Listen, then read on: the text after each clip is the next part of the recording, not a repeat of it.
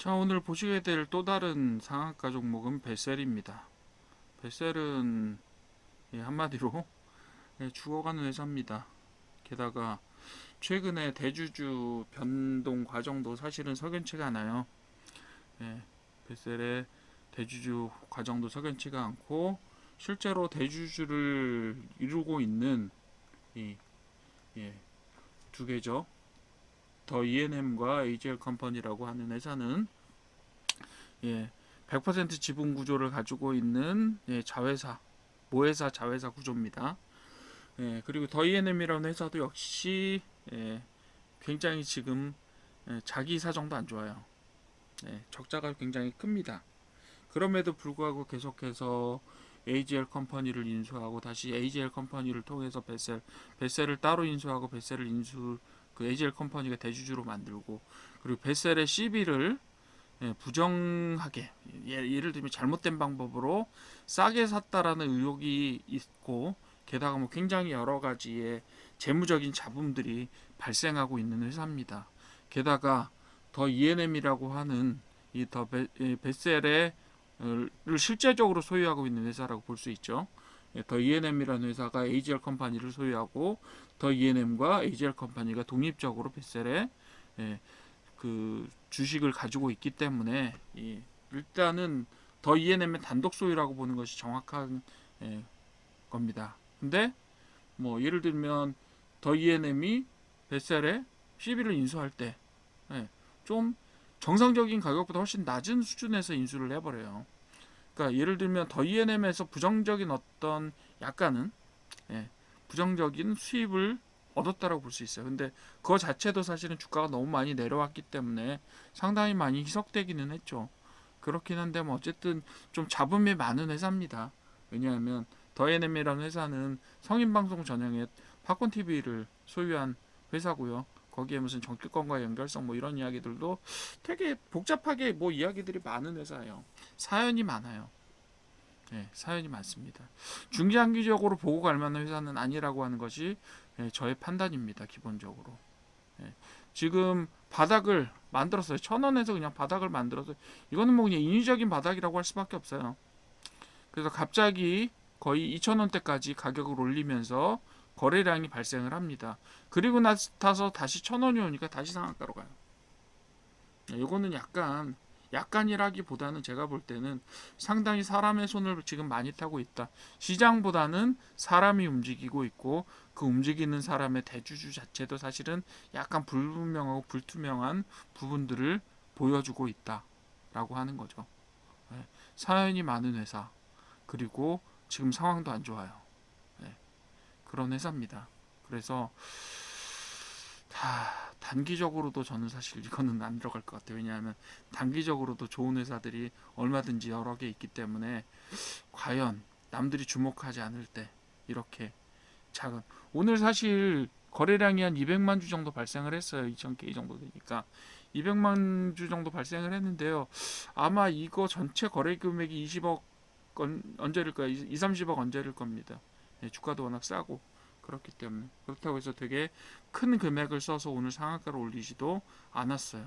아무도 관심 없기 때문에. 그렇죠. 그래서 상한가를 올림으로써 어떻게 보면 주목을 받은 회사입니다. 공시 내용도 없고 뉴스도 없어요. 이런 회사는 주목을 받았지만 주목을 해주시면 안 되는 그런 종목 중에 하나입니다. 물론 뭐 내일 갈 수도 있어요.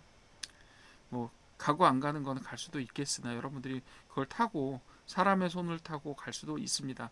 하지만 무슨 도대체 여기서 어떤 일이 일어나도 이상하지 않은 회사입니다. 무슨 갑자기 어느 정도 경고를 하고 나서 거래 정지에 들어간다든가 해도 이상하지 않은 회사이기 때문에 좀 주의해서 가십시오. 특히 아까 보셨던 돌파 매매를 해야 되는 사면보다도 훨씬 더 어렵고 위험한 가능성들을 많이 가지고 있어요. 그렇기 때문에 여러분들이 만약에 내가 경험이 그렇게 많고 능수능란하고 뭐 어느 시장 상황에서도 먹을 수 있는 사람이다라고 하면 뭐 가실 수 있겠죠. 그렇지만 어느 정도 합리성이 기반한 투자라는 것들을 하시는 분이고, 단타를 한다고 하시더라도 어느 정도 시장 상황과 그리고 시나리오에 의한 거래를 하시는 분이라고 하시면 글쎄요. 다른 것에 비해서 어떤 갈만한 메리트가 있을까 싶습니다. 베셀은 어쨌든 그래요.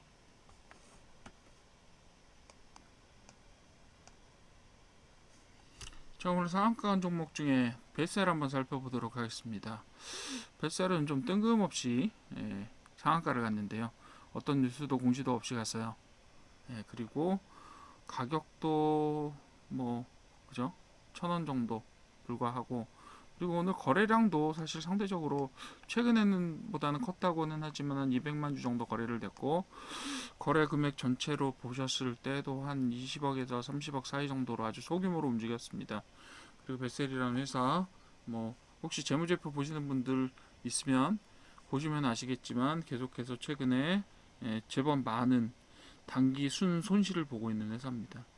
단기 순 손실을 받고, 그리고 죽지 않을 만큼 몇 년에 한 번씩 순이익을 만들어서 연명하고 있는 회사입니다. 한마디로 연명이라는 표현이 맞겠죠. 최근에 그 회사가 가지고 있던 사업 영역 자체의 시장성들이 좀 많이 죽어서 죽어서 그런 부분들도 있고요. 회사가 사실상 시장에서 경쟁력이 크지 않다라고 보는 면이 맞을 것 같아요. 그래서 사업적인 어떤 수단을 통해서 이 회사가 회생할 수 있을 가능성이 있느냐라고 보면 크지는 않다고 봅니다. 얘가 저기로 보면 테마로 보게 되면 뭐 드론 테마 이런 것들에 타고 가끔 올라가기는 해요. 한 번씩 한 번씩 상한가나 장중 상한가를 찍고 올라갔던 적이 있고, 최근에는 여기 1,000원에서 갑자기 상승한 적이 있었을 거예요. 그때 아마 제가 한번 보여드렸을 것 같은데, 아니나 다를까 여기에서 올라갔다가 2,000원을 찍고 다시 제자리로 돌아왔습니다. 그러다가 제자리로 돌아오니까 241선을 찍고 다시 한번 상승했어요. 그죠? 이렇게 보시면 됩니다. 그러니까 요거는 뭔가 시장의 움직임이라기보다는 사람의 손을 탄 그런 분위기가 보인다라고 보시는 것이 맞을 것 같습니다. 소유구조 자체도요.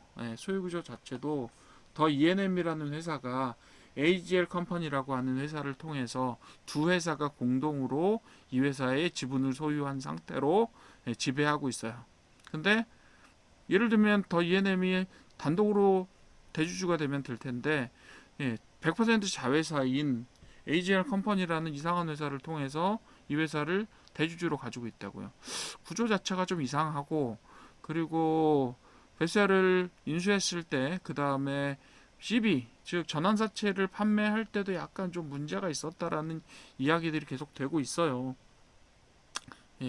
그런 얘기들이 계속 잡음이 나오고 있고, 그리고 회사는 계속해서 상황이 안 좋아지고 있고, 그래서 감자도 해. 감자는요 사실상 이렇게 상황이 안 좋은 회사에서 감자를 했다는 건 자본을 줄여서 살아남겠다라는, 그러니까 뭐죠? 자본금을 줄여서 살아남겠다라는 것 이외에는 동기가 없어요. 왜냐하면 자본금이 계속 커져 있는 상태로 자기 자본이 계속 이렇게 쪼그라드는 회사 같은 경우는요.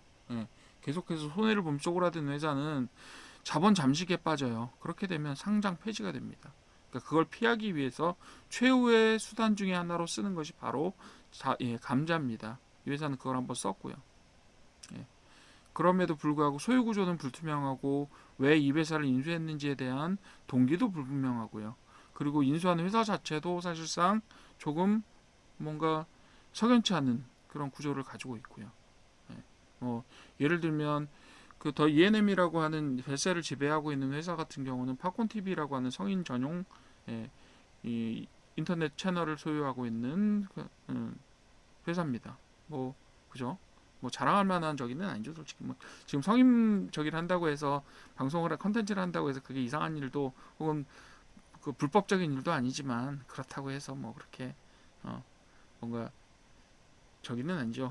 제가 뭐 그렇게 말씀드리긴 그렇지만 거기에다가 또 무슨 정치권과 연결성 이런 얘기들도 돌아다니고 있고, 사실은 사연이 엄청 많습니다. 더 E&M이라는 회사는 그렇고요.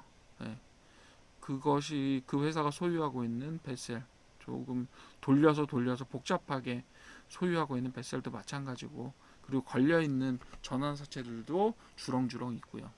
그러니까 한마디로 사업적으로 성공할 가능성은 별로 없고, 재무적으로도 상당히 복잡한데, 어쨌든 간에 사람 손을 타고 한번 상한가를 갔다, 이렇게 보시면 될 것 같습니다. 상한가를 간 다음에 단기적으로 상승한 적도 있었습니다. 이런 경우 최근에 있었던 상한가의 경우는 단기적으로 올라가죠. 당연히 상한가 쳤으니까 갭으로 올라갔다가 잠깐 상승하는 모습을 보여주고 내려오는데 그 부분보다는 아무래도 조금 여기서 갭 상승하면서 거래량이 대폭 발생을 합니다.